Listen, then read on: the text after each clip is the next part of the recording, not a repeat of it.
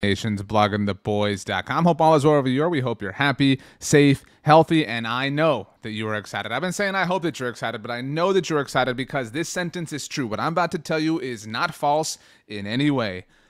The Dallas Cowboys start training camp next week. Now, that's a little technical, but still, they start training camp next week. I don't know why I said it's technical. It's true. It's a week from now. A week from today, the Dallas Cowboys will be holding their beginning arrivals in training camp in Oxnard, California. That's a very exciting thing. And for the last few weeks, we have been diving into training camp, to get properly ready. I'm so excited I can't even speak. And we have been going through our training camp preview here at Blog of the Boys. We've been going position by position, discussing what the Dallas Cowboys have on their roster, what to expect, where our hopes can lie, et cetera, et cetera. And next week, it all really starts to come into action. We're going to have so much content available for you here at Blog of the Boys. Lots of live shows, lots of live discussions. So please subscribe so you don't miss a single thing. We appreciate you, those of you who join us here on YouTube. We are available in a number of different places. We have a podcast with different shows, different people. We have so much Cowboys content coming all over the place. So wherever you get your podcast, subscribe to the Blog of the Boys podcast network. Follow us on all levels of social media, and obviously check out bloggingtheboys.com. But let's go ahead and get into today's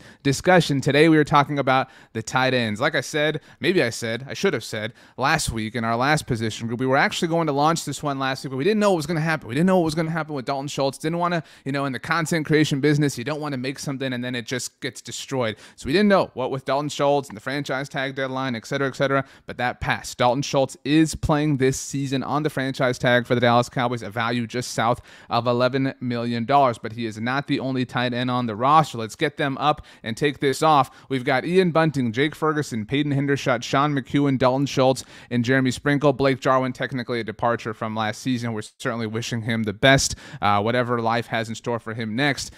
This is a pretty simple group. When you really think about it, it's pretty straightforward. You've got Dalton Schultz, and then you've got some other kind of projects. Let's go ahead and discuss Schultz. Schultz, obviously, was very good for the Dallas Cowboys last year and has had an interesting career to this point. His rookie season, really not that involved. We'll get to that in a little bit. And then his second season in the NFL, people forget this, 2019, was the year that Jason Witten came back to play for the Dallas Cowboys. So really kind of not involved in any way, shape, or form. His third season in the NFL, Dalton Schultz in 2020, began the year with the aforementioned Blake Jarwin having gotten the big contract. So was kind of relegated to tight end 2 duty. But Blake Jarwin got hurt in week 1 on the road in LA, and Dalton Schultz was thrust into the starting job, a position that he really hasn't relinquished. He has effectively been the Dallas Cowboys top tight end for 2 years now and has developed into one of the better tight ends in the NFL. I know that if you look at consensus rankings, ESPN had their rankings they did with every single position group, obviously in the lead up to training camp because they stole our idea. Just kidding, obviously. But they had collectively all the league executives, coaches, and players and the peers that voted for Schultz as the 8th best tight end in the NFL. And I think that's fair if you listen to or watch the NFC Mixtape, which is a show we have at the Blog on the Boys podcast network that is also available here on our YouTube channel. I petitioned with Brandon Lee Gowton, who is the me for our Eagles side of SB Nation, to say and to note that Dalton Schultz is the best tight end in the NFC East. I know that Dallas Goedert's there, but the production is there for Dalton Schultz. And I know that Dallas Goedert plays in an offense that runs the ball a lot, and Dalton Schultz plays in one that passes the ball a lot. But Dalton Schultz has had to kind of, sort of fall in line. Like I just mentioned, the road he's taken to get to where he's at. He's had to live and thrive in an offense that up until now featured Amari Cooper, Michael Gallup, and CeeDee Lamb, yet he has developed and sustained himself as one of the more legitimate and reliable passing options for Dak Prescott. And I don't think that any of us can really expect anything else this season. I think Dalton Schultz is just going to kind of be par for the course, status quo. Everything's going to kind of maintain itself. He has developed a point of reliability, like I said. And so that's why at the beginning of this whole thing, I said, this is kind of a straightforward sort of situation. This is Dalton Schultz's world, tight end, and we're all just living in it. The biggest question at this point, honestly, is what's going to happen with him and his contractual status with the team in 2023. Will the Cowboys get him signed to a long-term deal then? Will they place the franchise tag on him again, a value that will be a little bit north of $13 million? All of that obviously is unknown, but this is Dalton Schultz's job, Dalton Schultz's position. The Cowboys play out of 11 personnel a lot, and so he'll be seeing a lot of opportunity, obviously, all throughout the season, and especially when you consider that this offense, at least early on, is going to be CeeDee Lamb and not really much else at the wide receiver position, and so Dalton Schultz can certainly bridge that gap. The Cowboys obviously believe in him to a certain degree and that they wanted to keep him around, but obviously not the full degree, and that they didn't come to terms on a long-term agreement this offseason. But let's move on. Sean McEwen is a second solid option, or a solid second option, rather. kind of started to get a little bit involved, and it's difficult. It's really tough to kind of crack into the Cowboys rotation if you are the second tight end on the team. We saw that with Dalton Schultz, right? We've seen that with many a player behind Jason Witten. They've always kind of just been relegated, and players who the Cowboys have spent premium resources on. A second-round pick in Martellus Bennett, a second-round pick in Gavin Escobar. There was Anthony Fasano. I mean, there was all sorts of players forever who the Cowboys just couldn't get on the field because Jason Witten never left it. And so I think that Sean McEwen is just maybe not in that camp, but he's somebody who won't be involved all too much in the offense. The Cowboys, like I said, play a lot out of 11 personnel, which only involves one tight end, but they do play out of 12 sometimes. They obviously are a team that likes to run the ball. People love to come at Dalton Schultz for his lack or his inability, what people feel like is his inability in the blocking game. I think he's a better blocker than most people tend to give him credit for, but I understand some of the criticisms that come along. And so Sean McEwen will have, I think opportunities that are a little bit sparing. I don't think he'll really be involved all too much, which is all right. I mean, there's no shame in that. It's just, again, kind of the matter and the state of the position as a whole as the Cowboys currently sit here in 2022. But let's move on to the rookie.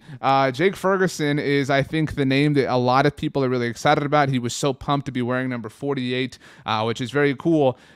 He may not contribute a lot this season. I know that we're at the time of year as training camp obviously arrives where people look at the roster and they look at players down the roster and they say, I just have a feeling. I think, I really could see Jake Ferguson having a big role, having an impact, having whatever. And I just don't think that's going to happen. I mean, I don't think the opportunity is going to be there is kind of the biggest thing, but it's just not. I mean, if you're curious, because so much was made about the fact that Jake Ferguson was a 4th-round pick, just like Dalton Schultz, and maybe he is the tight end of the future. But like we kind of talked about a little while ago with Schultz, it took 3 years for him to really finally have an opportunity, and to his credit, he did thrive.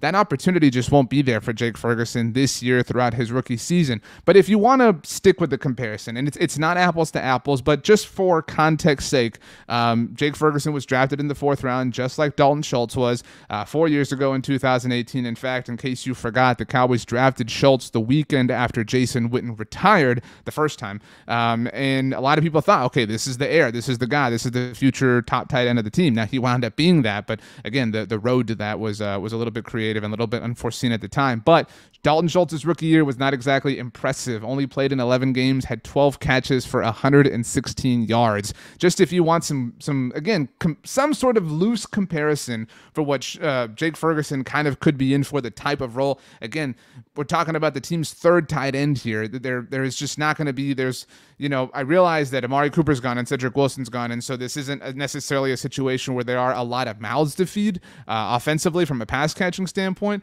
So the competition isn't as intense or whatever as it's been in seasons past, but it still is just difficult to see any way that Jake Ferguson is involved to a sizable degree throughout his rookie season here with the Dallas Cowboys. But obviously anything is possible. And so all told, I think if we put the group back up here, these are all the tight ends again on the team right now.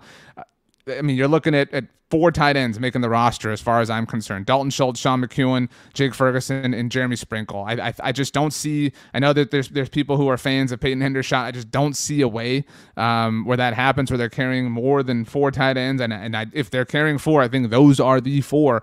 It's hard. It's hard to see any other way, shape, or form that this position can ultimately shake out, especially when the Cowboys are likely going to have to go long or go deeper at other positions, obviously along the offense and defense as well. So again, this is one of the more simplified position groups on the team, and all the variables surrounding it. The most complicated thing really has to this point been whether or not Dalton Schultz was going to get that long-term contract from the team, and we found out last week that ultimately did not happen. And so this season is obviously an important one for Schultz and for the Cowboys in terms of learning who he is and what he could mean and bring to the future of the team in 2023 and beyond.